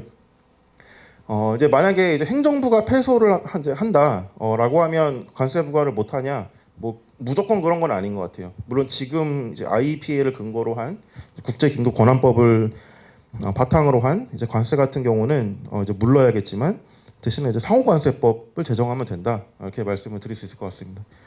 트럼프도 이런 문제를 아니까 트럼프 일기에서 상호관세법을 이제 추진을 했었습니다. 여러 가지 버전의 상호관세법이 있었는데 이제 일기 때는 그냥 이렇게 논의만 되고 심지어 트럼프가 이제 일기 때는 그 공화당 의원들 쭉 이제 불러가지고 식사도 하면서 상호관세법이라는 좋은 법을 추진하고 있다. 이거 좀 밀어주자 이렇게 강력하게 얘기를 해줬는데도 공화당에서 약간 좀 시큰둥했었어요. 공화당도. 그래서 그냥 유야무야하고 상호관세법은 넘어가서 지금 이렇게 IEPA를 이제 끌고 들어온 상황인데 이게 2기에서도 원만하게 추진이 될까? 막 100% 장담할 수는 없는 상황인 것 같아요. 그다음에 이제 뭐 행정부가 승소하면 그럼 끝나는 거 아닌가요? 이제 할 수 있는데 거의 끝나긴 한데 그래도 조금 희망은 걸어볼 수는 있어요. 그래서 한번 상황을 보면 일단은 이게 국가 비상사태라고 대통령이 선포를 한 거지 의회에서 아예 물을 수 없는 건 아니에요. 그래서 공동 결의안을 일단은 통과를 시키고 통과를 시키면 되는데 대신에 또 공동 결의안인데 이게 또 공동 결의안이어가지고 합동 결의안이 아니기 때문에 대통령의 서명이 필요해요. 그래서 트럼프가 사인을 안 하면 국가 비상사태가 끝나지 않습니다. 그래서 만약 대통령이 거부권을 이제 행사하면 하원에서 3분의 2 이상이 또 찬성을 하면 돼요. 그래서 그렇게 해서 거부권을 이제 극복을 할 수 있다. 이렇게 말씀을 드릴 수 있는데, 근데 양심에 손을 얹고 생각을 해보면 그렇게 가능성 있는 시나리오는 아닌 것 같아요. 대통령이 그냥 3분의 2 이상이 공화당까지 그냥 포함해가지고 이렇게 거부하기 쉽지 않기 때문에 행정부가 승소하면 희망은 좀 많이 사라진다. 이렇게 말씀을 드릴 수 있겠습니다. 하지만 다른 분야를 살펴보면 뭐 타국의 반응이나 물가, 경제 성장 여러 가지 분야에서 이렇게 이 관세 정책을 계속 끌고 나가는 이런 재반 환경을 이렇게 우호적으로 만들어주지는 않고 있습니다. 그걸 대변하는 게 어제 오늘 새벽에 있었던 일입니다. 이제 일단은 두 가지 꼭지였는데 하나가 행정명령, 아래 거 자동차 관련된 건 이제 포고령입니다. 일단 행정명령부터 보시면 중복관세를 제한하는 게 주 내용입니다. 자동차 산업을 위해서 어떤 특단의 조치를 내놓은 것이죠. 보면 제232조 관세는 중복되는 범위가 상당히 많았어요. 대부분 범인이 철강, 알루미늄끼리도 겹치긴 하는데 자동차 부품이 제일 문제였어요. 자동차 부품은 반도체하고도 심지어 겹쳐요. 아직 지금 반도체는 시행을 안 했으니까 여기 지금 얘기가 안 돼 있는데 뭐 철강, 알루미늄, 자동차 부품 끼리 좀 겹치는 게 많았다. 특히 자동차 부품이 좀 심각했다. 그래서 자동차 부품에 대한 232조 관세는 다른 철강, 알루미늄 232조 관세랑 중첩이 안 되게 해주고 캐나다, 멕시코는 관세 100%씩 두들겨 맞으면 안 되니까 너무 심각하니까 캐나다, 멕시코도 기존 IEPA를 활용했던 관세랑 겹치지 않게 이렇게 만들어준 상황입니다. 그래서 철강, 알루미늄, 자동차 부품, IEPA 그 관세까지 USMCA를 안 통하면 25%또 맞기 때문에 100%까지도 관세 부과가 일어날 수 있는 그런 상황이었어요. 그래서 그런 걸 고려해서 특히 또 자동차 산업을 생각을 해서 일자리 창출이 상당히 중요하기 때문에 자동차 산업에 대해서는 한 스텝 뒤로 물러선 상황이었습니다. 그리고 이제 캐나다, 멕시코도 미국 경제에서 차지하는 비중이 상당히 크기 때문에 불법 마약 및 이민 관세, 이 IEPA를 활용했던 관세도 철강, 알루미늄에 이제 관세에 추가해서 부과하지는 않기로 했습니다. 이건 형평성 측면도 있는데 상호 관세는 제 232조 관세 대상 품목들이랑 겹치지가 않게 설계가 되어 있으니까 똑같이 캐나다, 멕시코도 IEPA를 활용했던 불법 마약 관세를 다른 232조 관세랑 중복해서 하지 않도록 처리를 했었고요. 근데 세 번째 꼭지 철강 및 알루미늄 관세는 서로 추가해서 부과할 수 있다고 써놨어요. 이거 굳이 안 써도 되는 것 같은데 왜냐하면 그냥 포고령에 이미 기존에 다 나와 있던 상황들이어서 안 써도 되는데 굳이 강조를 했습니다. 서로 추가해서 부과할 수 있다. 보면 철강이랑 알루미늄도 겹치는 품목들이 있더라고요. 여기 보면 좀 있고요. 특히 파생 상품, 철강으로 만든 파생 상품, 알루미늄 파생 상품끼리 서로 중복되는 세번들이 존재했었어요. 대체로 함량 관세 대상이니까 이거는 어느 정도 납득은 되긴 돼요. 왜냐하면 전체 품목에서 철강 함량만큼, 알루미늄 함량만큼 계산해서 거기에 25% 관세 매겠다. 뭐 그런 취지이기 때문에 이거는 어느 정도 뭐 납득은 되는 측면은 있습니다. 그 다음에 이제 절대 후퇴는 없다라고 그렇게 강조했던 자동차 관세가 이제 후퇴를 했습니다. 자동차 관세를 살짝 완화를 했는데 그 대상은 미국 내에서 최종적으로 조립된 자동차에 한해서 한시적으로 2년 동안 관세를 환급해주는 그런 정책이 등장을 했습니다. 그래서 1년 동안은 이제 MSRP 자동차 판매 가격의 3.75% 계산된 과정이 보니까 0.15에다가 0.25를 곱했어요. 그러니까 차의 전체 가치의 15% 정도는 미국 내에서 죽었다 깨어나도 못 만들 것 같으니까 15% 정도는 일단은 관세에서 좀 빼주고 관세율이 25%니까 0.25를 곱한 겁니다. 그래서 그렇게 해서 3.75가 나왔고 2년 차에는 10% 뭐 이런 식으로 해가지고 관세를 환급을 해주는 그런 정책입니다. 근데 이게 복잡해요. 0.15에다가 0.25를 곱하고 막 뭐 언제부터 언제까지 뭐 MSRP에 3.75% 빼주고 이게 트럼프 스타일은 아닌 것 같아요. 제 생각에 트럼프는 되게 심플한 규제를 좋아하시는 분인데 이렇게 복잡하게 해야 했을까? 근데 복잡하게 할 수밖에 없는 상황이 됐어요. 관세를 깎아버리면 면이 안 서고 또 다른 국가랑 지금 협상하는 그런 기간인데 알아서 후퇴하는 모습을 보이면 안 되기 때문에 이렇게 약간 돌아가는 꼼수를 피운 게 아닌가 이런 생각이 듭니다. 자동차 부품을 미국에서 당연히 소비하려고 수입하지 뭐 다른 나라에 또 넘기려고 수입하지는 않을 거잖아요. 그런 상황은 많지 않을 것 같아요. 그래서 제가 보기엔 관세를 그냥 낮춰도 되는 상황이었는데 면이 안 서니까 고육지책으로 트럼프 스타일이 아닌 정책이 나왔다. 이렇게 말씀을 드리면 되겠습니다. 그래서 전반적으로 보시면 전망을 한 번 더 정리를 하면 현행 관세 정책을 모두 유지하기는 쉽지 않다. 심지어 불법 마약 및 이민 관세도 맨 처음 나왔던 행정명령 그 맨 처음 버전을 보시면 No drawback shall be available이라고 적혀 있었어요. 적혀 있었는데 거의 무슨 뭐 바로 한 달 유예해주고 뭐 또 갑자기 또 뭐 내용 바꾸고 이런 게 계속 있었어요. 그리고 자동차도 No drawback shall be available이라고 자랑스럽게 적혀 있었는데 벌써 지금 한 스텝 뒤로 갔죠. 그러니까 다른 철강 알루미늄 관세도 한 스텝 뒤로 갈 가능성이 충분히 있다라는 거예요. 충분히 있는 거고 이제 그럴 때는 기업들은 어떻게 대비를 하냐? 트럼프 일기 때 했던 면제 조치를 우리가 좀 스터디를 해볼 때가 된 것 같아요. 트럼프 일기 때 어떤 면제 조치가 있었고 기업들이 신청서 썼던 게 다 공개가 돼 있어요. 다 이제 읽어볼 수 있으니까 어떤 기업들은 신청에 성공하고 어떤 기업들은 성공 이제 신청에 실패했고 이런 케이스 스터디가 필요한 상황이다. 이것도 제가 스터디 한번 했던 분야여서 1시간 정도 말씀을 드리면 좋은데 일단 스터디가 필요하다까지만 하고 이제 넘어가도록 하겠습니다. 그다음에 이제 공급망 대응 차원 문제인데 공급망 한국과의 이제 유사 입장국 사례를 참고해서 아까 이제 멕시코 사례도 저희가 배웠었는데 유사 입장국 사례를 참고해서 기업의 공급망 대응을 위한 지원을 강화할 필요가 있다 말씀을 드릴 수 있고 마지막 꼭지로는 우리가 그동안 못했던 어떤 산업 정책들이 있을 거예요. WTO 눈치도 보고 여러 가지 이제 눈치를 보다 보면 산업 정책을 못 하게 되는데 이제 미국과 협상 과정에서 상호간에 이익이 되는 방향으로 그동안 못했던 정책이 있으면 지금이 해볼 적기가 아닌가 이런 생각이 듭니다. 그래서 관세 그 자체에 우리가 너무 뭐 이렇게 휘둘릴 필요 없이 그냥 서로한테 이익이 되는 윈윈하는 그냥 아젠다가 있으면 던지고 뭐 없으면 그냥 자리 그냥 박차고 나오면 된다 이렇게 생각을 합니다. 그래서 뭐 지금 SMR 얘기도 나오고 조선산업 얘기도 나오고 여러 가지 산업 얘기가 나오는데 그런 산업 분야에서 우리가 못했던 정책, 적극적인 정책을 펼 게 있다면 미국하고 공동으로 해보는 것도 상당히 좋겠다. 오히려 기회로 활용해 볼 수 있지 않을까 이렇게 말씀을 드릴 수 있겠습니다. 예, 오늘 경청해 주셔서 감사드리고요. 또 이렇게 좋은 발표해 주셔서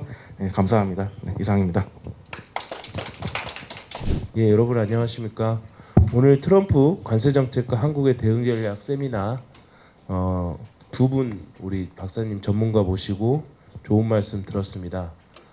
먼저 국립외교원에서 오신 하상석 교수님께서 정치경제학 관점에서 트럼프 고율 관세 정책의 어떤 향후 향배나 그다음에 그 멕시코 사례를 설명해 주시면서 자세하게 우리 한국이 어떤 그 외교적 차원에서 접근해야 될지 전략을 제시해 주신 것 같고 핵심적으로는 디패키징 전략이랄지 몇 가지 트럼프와의 한중일 전략적 균형 해결할지 몇 가지 또 선수용 후협상 전략 등을 제시해 주셨고요. 김혁준 우리 대외경제연구원의 북미 유럽 팀의 이쪽 분야 전문가로 오신 김혁중 박사님께서는 미국 트럼프 2기 관세 정책에 대해서 아주 디테일하게 품목별로 어떻게 지금 진행이 되고 있고 실시간으로 바뀌는 그 현장감 있는 말씀을 좀 많이 잘해주신 것 같고요. 특히 이 트럼프 관세 정책이 굉장히 모호하고 불분명하고 언제든 협상의 여지가 있고 열려 있다라는 말씀을 하셨고, 그러니까 쉽게 얘기하면 좀 겁먹을 거 없다라고 봐도 되는 건지 진지하게 협상에 임해서 전략적으로 우리 이익 실현을 위해서 요구할 건 요구하고 하면 되는 건지 그런 차원에서 얘기를 해주신 것 같고 구체적으로 실제 협상 과정에서의 품목별 대응이나 공급망 대응 지원 기업에 그다음에 미국과의 공동 산업 정책 이런 것들을 제안해 주셨습니다. 감사합니다. 현재 그 트럼프 주니어가 한국에 방문해서 기업의 총수나 재계 대표들을 줄줄이 좀 만나고 있는 상황으로 알고 있는데요. 현재 상황에서 지금 좋은 말씀을 해주셨고 추가적으로 오늘 두 분의 얘기를 바탕으로 해서 아마 이 관점이 한 분은 저희 하상석 교수님은 정치경제학 관점에서 우리 김혁준 박사님 경제학 관점에서 접근을 하셨는데 추가적으로 패널에서 나오는 질문이나 의견을 좀 듣고 그리고 보완해서 또 상호간에 아마 이제 다른 시각에서 접근을 하셨지만 사실 결론은 유사한 것 같아요. 그래서 추가적으로 보완 말씀을 한 번 더 듣고 마무리하도록 하겠습니다. 우선 패널에서 좀 질문을 좀 받도록 하겠습니다. 네. 제가 7월 8일 이후 시점이 다가오고 있는 상태에서 한국 기업이 우선적으로 대비해야 할 품목이나 산업군은 무엇이라고 보시는지 좀 구체적인 리스크 시나리오는 어떤 것들이 있을지 다 듣고 말씀해 주시고. 이제 미국 경제가 저희 나라 기업의 공급망을 좀 깊이 관여하고 있다고 말씀해 주시고 이제 발표를 보니까 그런 거를 배웠는데 만약에 정말 공급망 위기가 왔을 때 두 분께서 특히 하성석 교수님께서는 정부와 민간의 기업 간 협력 체계를 되게 강조하셨는데 이런 거를 조금 제도화할 수 있을지 좀 사례가 있으면 그런 걸로 들을 수 있을까 합니다. 추가적으로 저도 조금 같이 포함해서 질문을 좀 공통적으로 드리고 싶은 게 지금 90일간의 상호관세 유예 조치를 우리 그 한덕수 총리께서 어느 정도 전화를 통해서 데드라인을 잡고 일단 유예 조치가 있는데 그 안에 급하게 90일 안에 협상을 마무리 지어야될 필요는 없을 것도 같다는 생각도 오늘 들거든요. 그 부분에 대한 얘기와 향후에 차분차분하게 그 시간을 두고 품목별로 전략적인 협상을 현실적인 차원에서 해야 되는 건지 그 부분에 대해서 조금 우리가 데드라인에 너무 구애될 필요 없는 건지 좀 여쭤보고요. 두 번째로 그 공동 산업 정책 제3국 이렇게 얘기하셨는데 조금 구체적으로 조금 더 보완 설명을 해주시면 감사하겠다는 생각이 듭니다. 우선 하상석 교수님부터 이거 질문이랑 포함해서 또 김혁준 박사님 얘기하신 거 포함해서 한번 추가적인 보완 말씀 얘기해 주시면 감사하겠습니다. 네. 제가 먼저. 그 좋은 질문 감사드립니다. 리스크 시나리오 요거는 이렇게 이제 경제 전문가께서 커버를 좀 해주셔야 될 것 같고 저는 방법론에서 가장 아쉬운 게 지금 이런 그 대외 뭐 관세가 됐던 뭐 무역 정책이 됐던 간에 늘 저희 대한민국 그 뭔가 외교적으로 협상 테이블에 임하는 태도 또는 어떤 효율적인 방법 이런 것들을 고민하다 보면 늘 가까운 일본과 비교했을 때 우리가 잘 못하는 게 이제 기업과 정부 사이의 내부 협상 시스템들을 어떻게 잘 만들어서 이걸 기업 따로 정부 따로 예를 들어서 이렇게 하는 게 아니라 그 시너지 효과들을 내는 방법들을 좀 개발해서 좀 더 강력한 예를 들어서 협상 카드가 내부적으로 좀 만들어지면 대외적으로 이 힘들을 더 발휘할 수 있기 때문에 그게 이제 하나 예가 옛날에 그 지금 나온 한국과 멕시코 사이의 FTA라고 하는 것들이 여기 지금 키프 전문가 이 박사님도 와 계시지만 그 늘 그 한국과 멕시코 사이의 그 양국 간의 FTA 자유무역 협정을 맺었을 때 경제 효과라고 하는 것들 이게 연구도 꽤 많이 됐고 꽤 오랫동안 이전 정부들에서도 사실은 이걸 좀 맺기 위해서 다양한 노력들을 해 왔습니다. 물론 뭐 구조적으로 이제 그 왜 지금까지 한국과 멕시코가 그 자유무역 협정을 못 맺은 것들에 대한 원인들 꽤 많이 있죠. 미국의 예를 들어서 반대라든지 멕시코 그 경제 내 그 제조업체 특히 이제 뭐 노조라든지 이런 부분의 반대라든지 뭐 이런 게 있습니다. 반대하는 원인들이 있기 때문에 사실 늘 그 양국 간의 경제 이익이 사실은 발생할 수 있다라고 하는 연구 결과에도 불구하고 여전히 맺혀 오지 않은 것들이었는데 그 당시 옛날에 이제 한국 기아 현대자동차가 사실은 멕시코 몬테레이에 대대적인 그 투자를 했을 때 그때 아쉽게도 사실 이제 기업 따로 기업이 이제 뭐 독립적으로 이제 투자를 결정하고 그 문제를 사실 사전에 한국 정부하고 합의를 해서 기업이 가기 때문에 한국 정부와 특히 이제 국가와 국가 사이 FTA도 좀 맺을 수 있는 거 아닌가. 이게 좀 협상 카드로 충분히 제시했을 좋은 기회였는데 그런 것들이 사실은 따로따로 예를 들어서 협상 테이블에 앉으면서 이게 무산되는 그런 계기들도 있었고 이런 것도 좀 그렇습니다. 지금 현재 협상이 진행되고 있기 때문에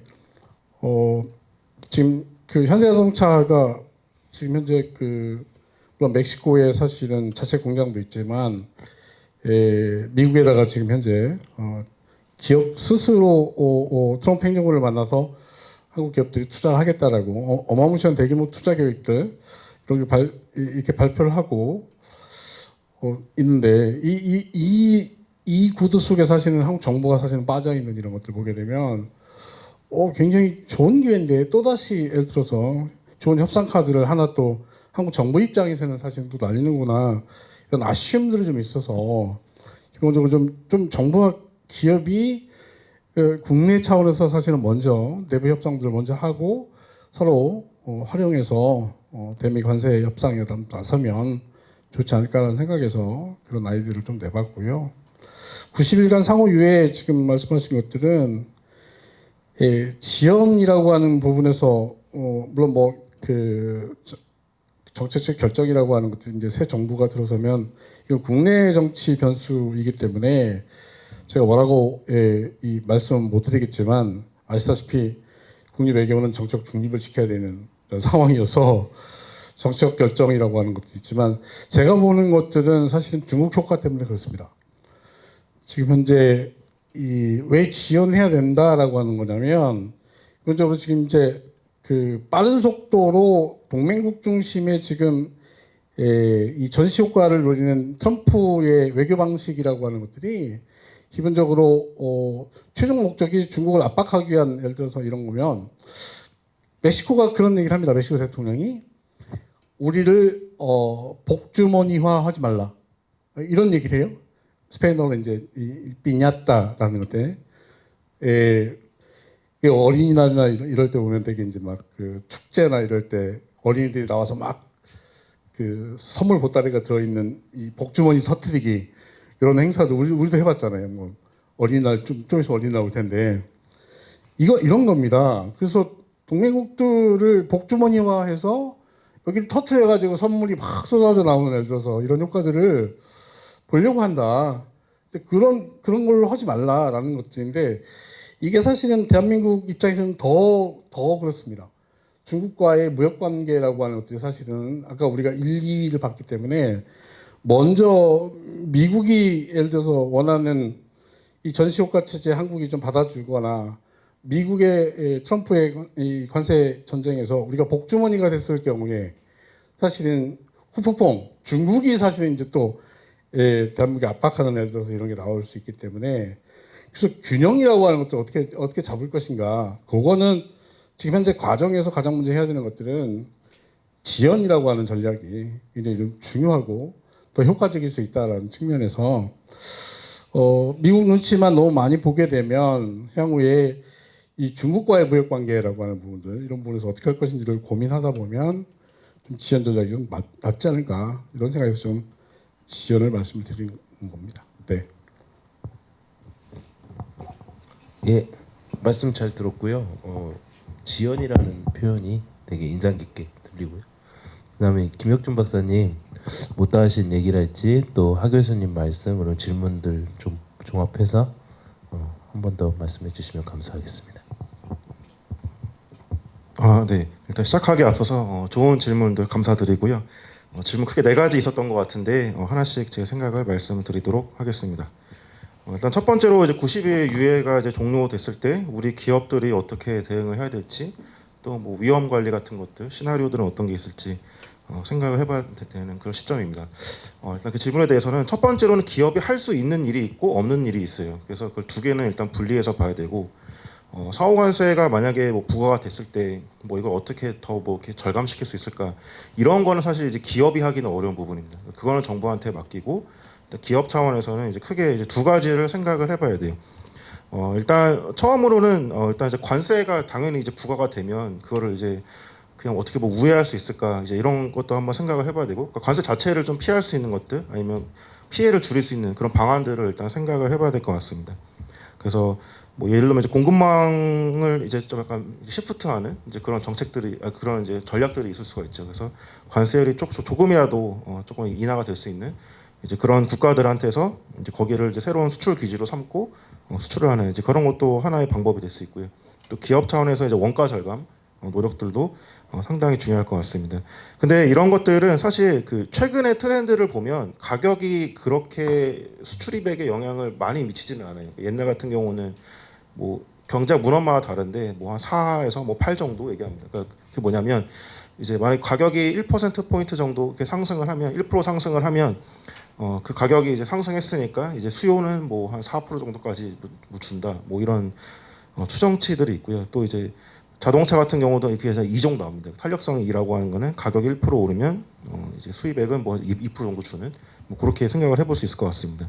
그러니까 말씀드리고 싶은 거는 관세율 자체도 당연히 중요해요. 중요하긴 한데 관세를 아예 넘어서는 그러니까 원가 절감 이슈를 넘어서는 새로운 게 좀 필요할 것 같아요. 예를 들면 제품 차별화를 확실하게 한다라고 하면 뭐 아이폰을 만든다라고 하면 뭐 아이폰 가격이 뭐 100달러인 거랑 110달러인 거랑 뭐 큰 차이가 있을까 생각하면 그렇게 경쟁 품목이 없는 그런 상품은 생각보다 타격이 없을 수 있다.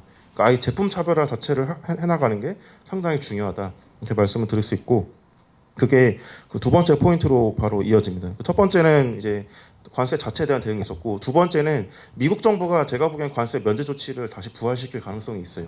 일기 때 했던 건데 일기 때도 뭐 철강 알루미늄 그냥 무작정 그냥 관세 부과를 하면 국내 수입 기업이 그걸 가공했을 때 문제가 있으니까 이제 면제 조치가 있었습니다. 그래서 면제 조치가 있을 거를 생각을 해보고 그거에 대한 대응을 지금부터 시작해 보는 게 좋을 것 같아요. 이게 어떤 식으로 할지 알 수가 없는데 철강 알루미늄은 일기 때 일단은 면제 조치 시행하고 계속 그냥 롤오버 했었어요. 그러니까 그냥 뭐 올해 1월까지만 해도 신규 접수는 받았던 그런 상황이었어요. 2월달에 종료했지만 300일조 관세 같은 경우는 중국에 대한 관세였는데 이거는 각 라운드 그러니까 300일조가 1, 2, 3, 4차가 있었는데 그때마다 30일 신청 접수 기간 주고 끝내버렸어요. 그러면은 그거 보고 판단해서 관세 면제를 하든 말든 이렇게 결정했었는데 이런 경우면은 기업이 준비할 시간이 없을 거예요. 그래서 지금부터 해야 돼요. 지금부터 준비를 하는데 뭘 준비를 하냐면 내 제품은 미국에서 생산이 안 되는 제품이니까 여기에다 관세 부과하면 안 된다라는 거를 설득을 시킬 수 있어야 돼요. 이런 거 신청받으면 232조 철강 알루미늄만 해도 신청건이 43만 건 이상이 됐어요. 이거를 무슨 신청서 하나하나 다 읽고 판단해서 할 수 있는 그런 시간이 없어요. 하나당 10분만 투자를 해도 430만 본이 필요하단 말이에요.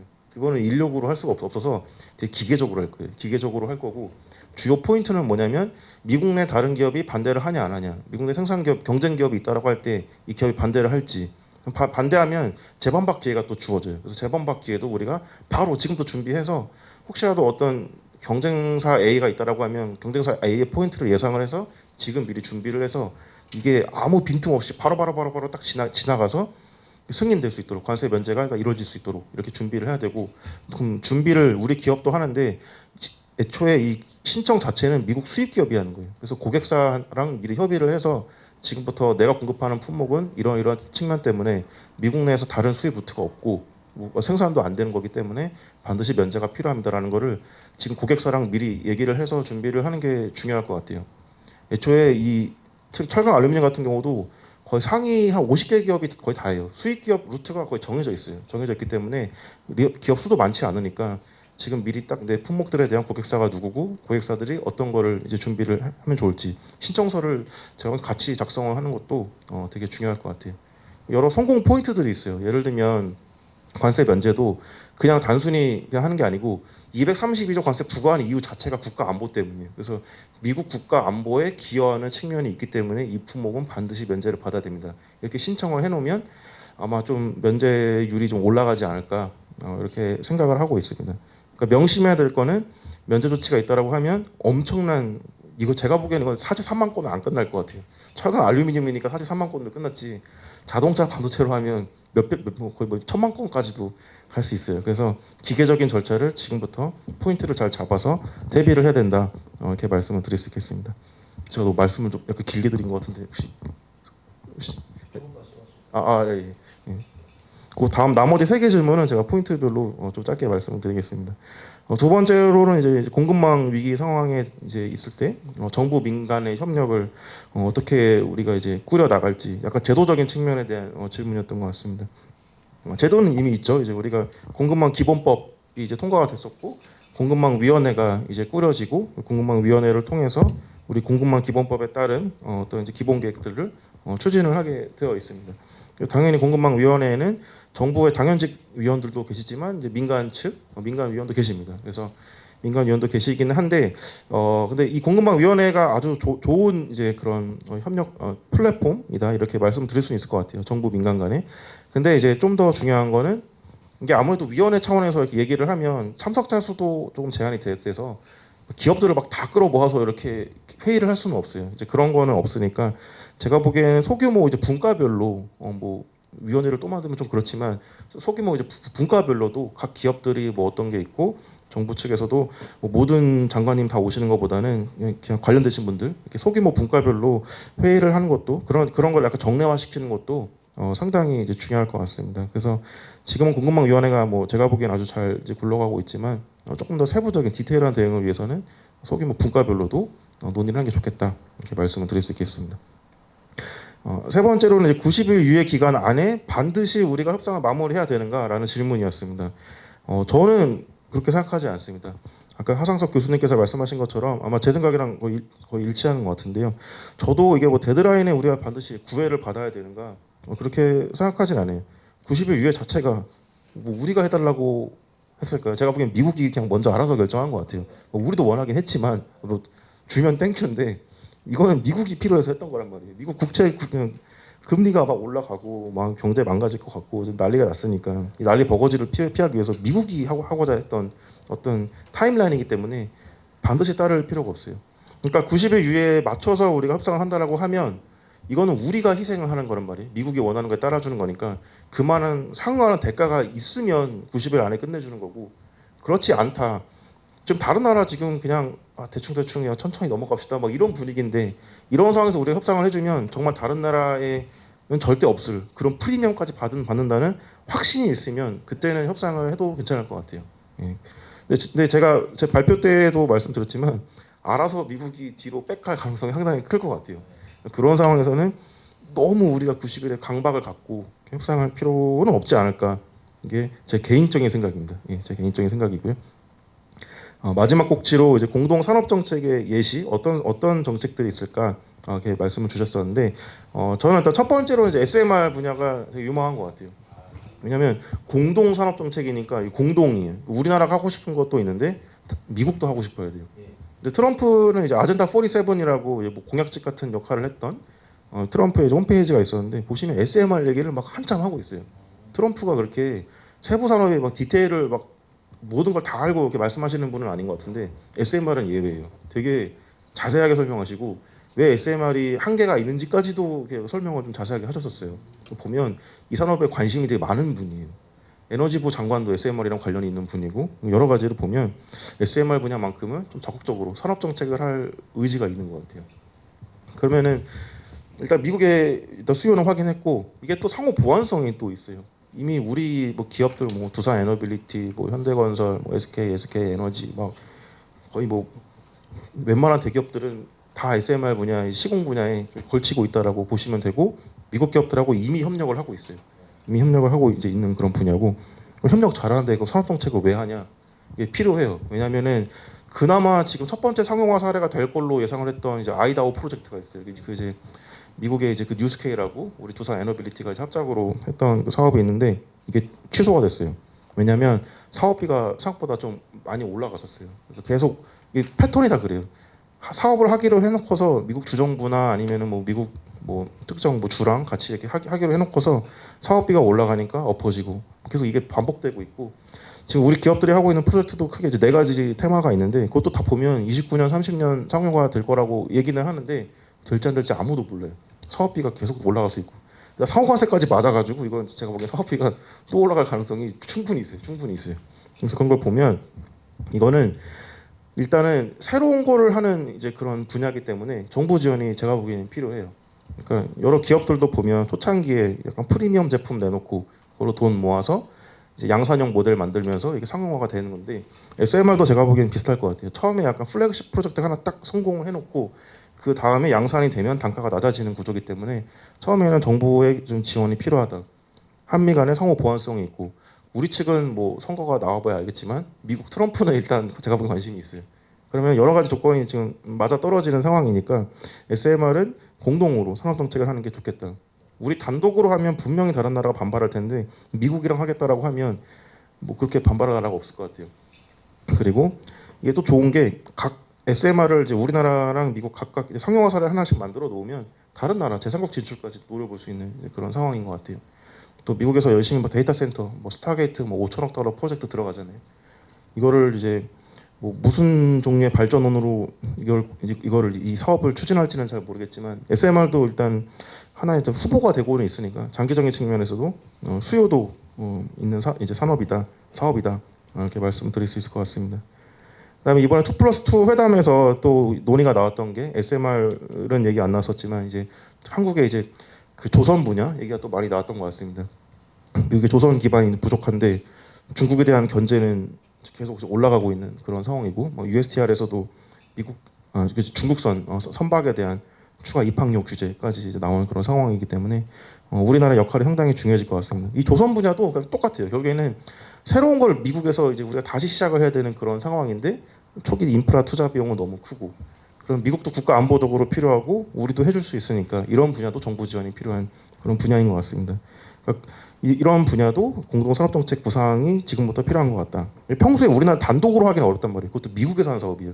그래서 이런 거는 이제 평소에 못했던 사업이니까 우리한테도 충분히 득이 될 수 있을 거라고 판단이 되면 공동으로 사업을 해보는 게 좋을 것 같고 뭐 국방 분야도 마찬가지예요. 계속 다 반복되는 패턴인데 방산 분야도 이제 보시면은 우리는 약간 라이센스 생산 같은 것도 많이 해봤잖아요.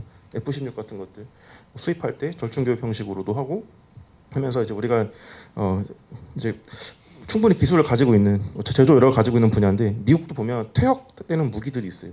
이런 퇴역되는 무기들도 그냥 썩히는 것보다는 안 쓸 거면 수출이라도 하면 되게 좋단 말이에요.